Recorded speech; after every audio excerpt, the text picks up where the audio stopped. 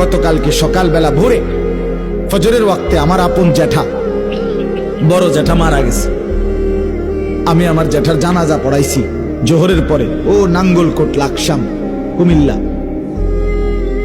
জানাজার আগে আমার জ্যাঠার কবরের সামনে আমি দাঁড়াইছি, যে কবরটা যে খুঁড়ছে, তখনও রাখে নাই কবরে।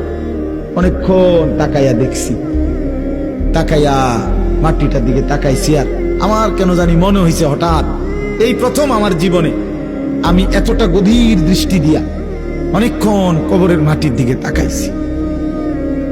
তাকাইবার পরে আমার কাছে মনে হয়েছে মাটিটা আমার যেন বলতেছে, আনিস, তোর জ্যাঠারে বানাইবার জন্য আমি এখান থেকে একটু মাটি দিছিলাম, আমার মাটি আজ আবার আমি ফিরায় নিলাম।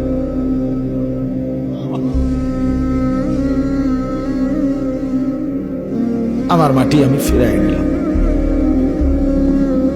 এই পৃথিবীর কোটি কোটি মানুষ আমাদের প্রত্যেককে বানানোর জন্য মাটি, যে মাটিটুকু দিচ্ছে আল্লাহর কুদরতে, সে মাটিটা যেন আবার বলে দিচ্ছে, আমার মাটি কিন্তু আমাকেই আবার ফেরত দিতে হবে।